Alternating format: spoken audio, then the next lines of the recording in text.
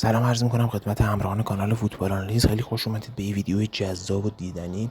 هر چیزی که شما باید در خصوص جام جهانی باشگاه‌ها بدونید و ما در این ویدیو براتون میگیم و شما رو آماده میکنیم برای این تورنمنت هیجان انگیز که در تابستون 2025 و هم 1404 خودمون برگزار میشه. قبل از هر چیز اگر لطف کنید ما رو به دوستان خودتون معرفی کنید، کانال رو سابسکرایب کنید، برای ما تو ویدیو کامنت بذارید و ویدیوها رو لایک کنید. خیلی از شما تشکر خواهیم کرد.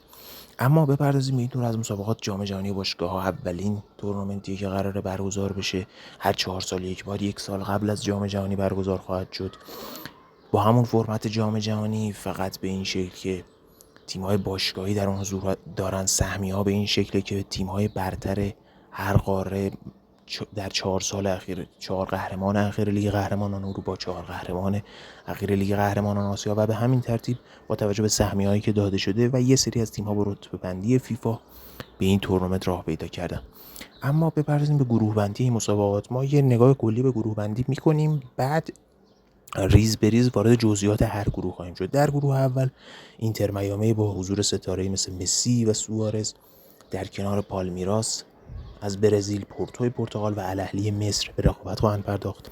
در گروه دوم سیاتل ساندرز آمریکا نماینده میزبان به همراه پاریس سن ژرمن، تیم قدرتمند آقای انریکه و اتلتیکو مادرید و بوتافوگو از برزیل به رقابت خواهند پرداخت. در گروه سوم بایر مونیخ آلمان، شاگردان کمپانی مقابل بنفیکای پرتغال، بوکا جونیورز آرژانتین نماینده سرشناس آرژانتین و آکلند سیتی از نیوزیلند مسابقه خواهند داد.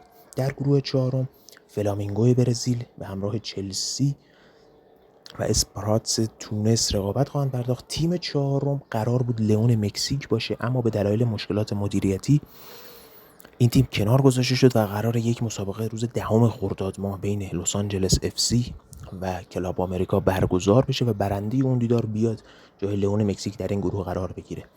اما در گروه پنجم ریور پلاته آرژانتین، اینتر ایتالیا، مونتری مکزیک با داشتن ستاره مثل سرخیو راموس و اوراوارتز ژاپن با هم به رقابت خواهند پرداخت. در گروه ششم که شاید بشه گفت ساده ترین گروه این دور از مسابقات،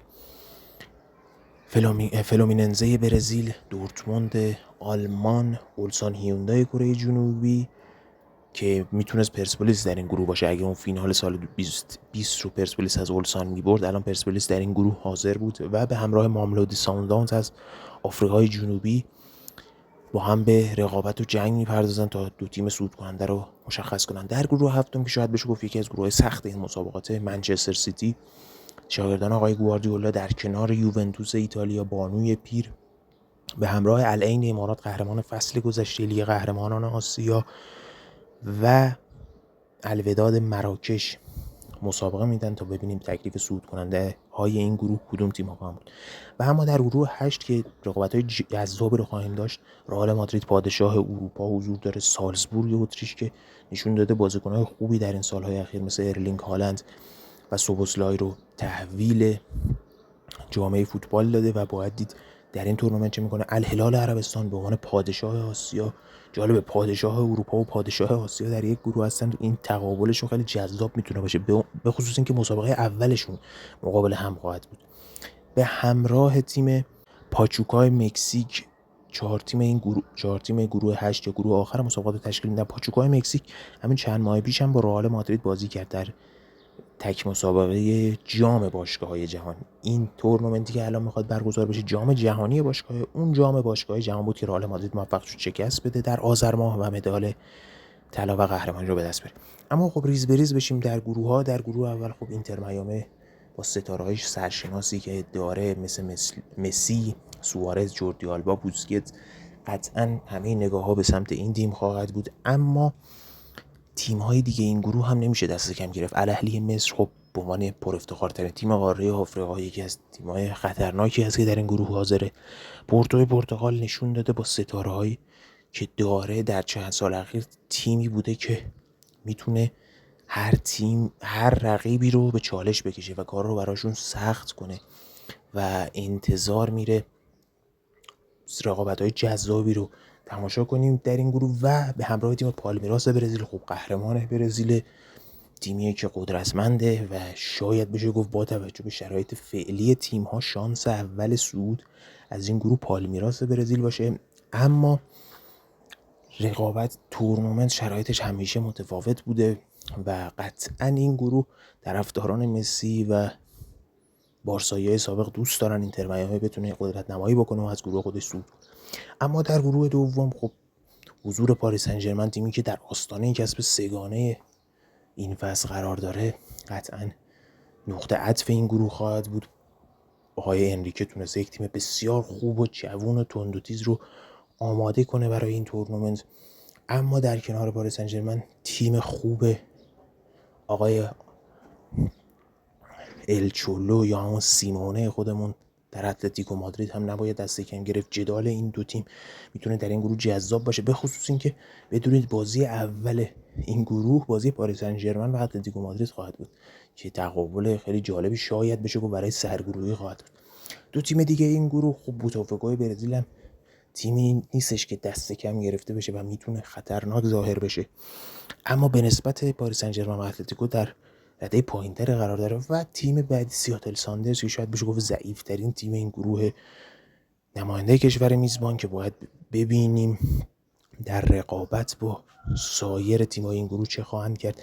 خب البته این رو هم در نظر بگیریم پاریس سن ژرمن تیمی هست که تا 10 خرداد بازی میکنه و بدون استراحت به این تورنمنت میاد، یا مثلا تیم‌های آمریکایی مثل همین سیاتل ساندرز هنوز لیگشون در خرداد ماه هم برگزار میشه و این تیم‌ها بدون استراحت به این مسابقات میان و دو وجه داره دیگه، یا میتونه خستگیشون بروز پیدا کنه یا آمادگی تیم‌هاشون که هنوز در شرایط مسابقه قرار دارن و دارن مسابقه میدن میتونه شاید کمکشون کنه. اما به هر حال باید منتظر نتایج این گروه باشیم و ببینیم کدوم دو تیم به مرحله بعد صعود میکنه. در گروه سوم خب بایر مونیخ طبیعتاً شناخته شده در این تیم این گروه، شانس اول صعود شاگردان کمپانی که قهرمان بوندسلیگا هم شدن. حالا باید دید هری کین میتونه به دومین جام دوران فوتبالش خیلی زود برسه بعد از کسب اولین جام یا که نه. اما دو تیم خیلی خطرناک دیگه در این گروه هستن. بنفیکای پرتغال که با حضور ستاره‌های مثل دیماریا، اوتامندی، پاولیدیس میتونه خطرساز باشه برای تیم آلمانی و رقابت جذابی رو خواهیم دید. تیم دیگه این گروه بوکا جونیورز خب ستاره‌های خوبی رو در این سالیان اخیر تحویل فوتبال داده و باید دید در این تورنمنت به رهبری کاوانی کاپیتانشون چه خواهند کرد. در کنار این سه تیم یک تیم نسبتاً ضعیف‌تر و کمتر شناخته شده به نام آکلند سیتی نماینده کشور نیوزلند قرار داره. خب طبیعتاً شانس خیلی کمتری داره روی کاغذ، اما هیچ چیز از قبل قابل پیش بینی نیست و باید منتظر نتایج این گروه باشیم. میرسیم به گروه چهارم، جایی که چلسی کار به نسبت میشه گفت راحتی داره برای صعود در این گروه.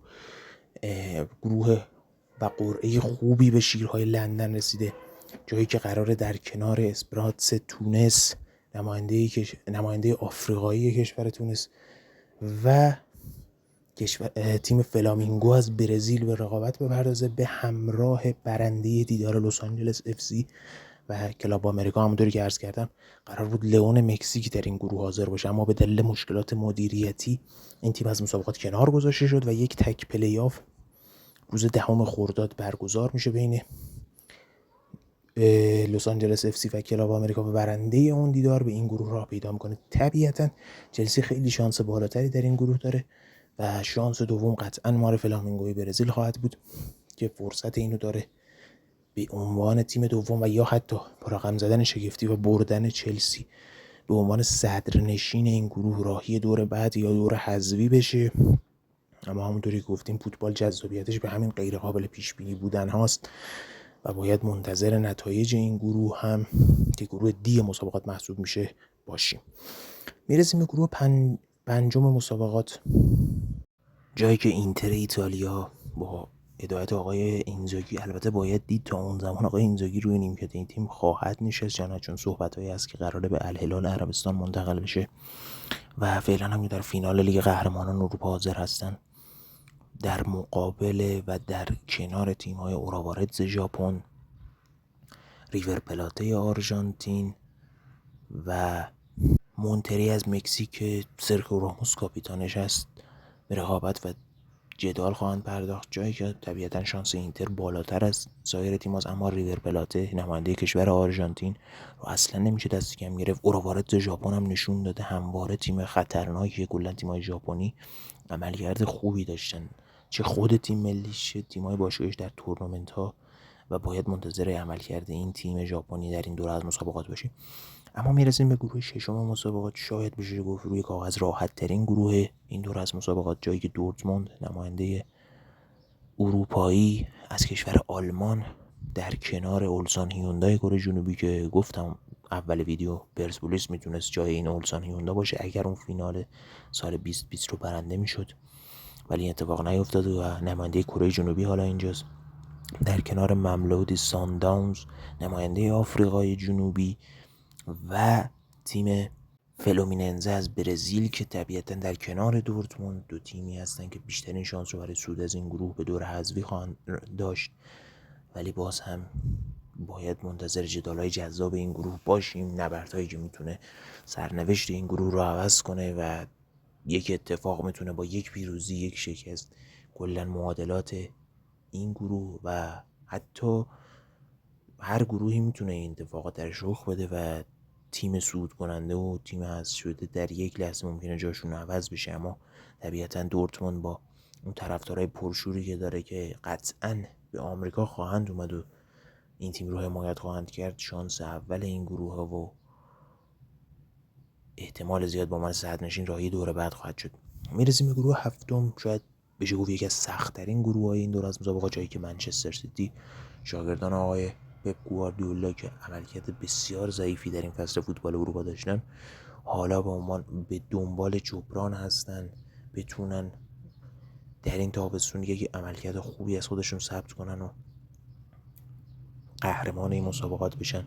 و گواردیولا رو ما همیشه به عنوان تیم‌های گواردیولا رو همیشه میشناختیم به عنوان جام گرفتن و پرستاره بودن، اما امسال سیتی هیچ جامی رو نتونست کسب کنه و حالا باید در کنار یوونتوس ایتالیا و العین امارات که قهرمان فصل گذشته لیگ قهرمانان آسیا شد و الوداد مراکش به رقابت بپردازه. خب روی کاغذ شانس دو تیم منچستر سیتی و یوونتوس بالاتره، اما العینی که هرچند العین هم این فصل عملکرد خوبی نداشت، اما از یاد نبریم فصل گذشته فوق‌العاده بود و تونست قهرمان لیگ قهرمانان آسیا بشه.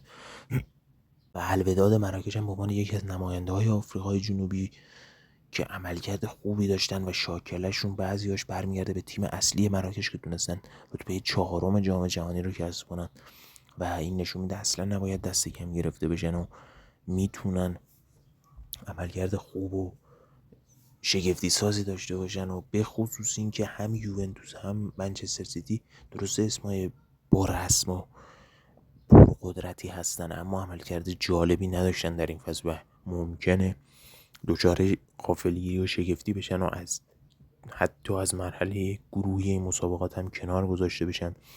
ولی باید منتظر این مسابقات جذاب این گروه هم باشیم. این گروه رو حتما به یادتون داشته باشی، گروه هفتم مسابقاتی که از جذابترین گروه‌های این دور از رقابت‌ها خواهد بود. اما برسیم به گروه هشتم و آخرین گروه این دور از مسابقات، جایی که رئال مادرید به عنوان پادشاه اروپا، به عنوان قهرمان فصل قبل لیگ قهرمانان اروپا در اینجا حاضره. خب رئال مادرید طبیعتاً طرفداراشون به چیزی کمتر از قهرمانی رضایت نمیدن، اما کار بسیار سخته، به خصوص اینکه رئال مادرید این فصل عملا ناکام بود، هم جام حذفی رو از دست داد، هم لالیگا رو از دست داد، هم لیگ قهرمانان اروپا در مرحله 1/4 نهایی حذف شد. و حالا باید دید خریدایی که رئال مادرید کرده مثل آرنولد و مثل دین هویسن و مثل اینکه داره رضایت تیم‌های مقابل رو کسب میکنه که بتونن این دو بازیکن رو در جام جهانی باشگاه به کار ببرن. آیا میتونه کمک کننده باشه بازگشت مصدومان؟ اما در این گروه در کنار رئال مادرید تیم‌های خوب دیگه هستن. الهلال عربستان، حضور پادشاه آسیا، زعیم آسیا در این گروه خیلی میتونه جذاب باشه، به خصوص رقابتش با رئال مادرید که اولین مسابقه این گروه بازی رئال مادرید و الهلال عربستان خواهد بود که بسیار جذاب خواهد بود و باید منتظر نتیجه این دیدار جذاب باشیم و ببینیم کدوم تیم میتونه برنده پادشاهان دو قاره بشه. در کنار این دو تیم سالزبورگ اتریش رو ما داریم که عملکرد خوبی داشته، همواره یکی از پایه ثابت‌های لیگ قهرمانان اروپا بوده در سالیان اخیر. ستاره‌های خوبی مثل ارلینگ هالند رو تحویل جامعه فوتبال داده و طبیعتا نباید دست و پا بسته باشه به همراه تیم پاچوکای مکزیک که همونطور در اوایل صحبتم در این ویدیو گفتم، این تیم با رئال مادرید چند ماه پیش در فینال جام باشگاه‌های جهان در یک تک بازی مقابل هم قرار گرفتن که با برتری رئال مادرید به پایان رسید و حالا در اولین تورنمنت جام جهانی باشگاه‌ها در یک گروه قرار گرفتن و مقابل هم قرار خواهند گرفت و باید دید نتایج این گروه چه خواهد شد و کدوم تیم ها از این گروه صعود میکنند. در مرحله حذفی براکت به این صورتی که دو گروه اول، یعنی گروه 1 و 2، گروه 3 و 4، گروه 5 و 6 و گروه 7 و 8 به صورت ضربدری برنده هاشون با هم بازی میکنن. یعنی تیم اول گروه 1 میخوره به تیم دوم تیم گروه 2، به همین ترتیب تا ادامه. تشکر میکنم از اینکه ما رو تماشا کردید.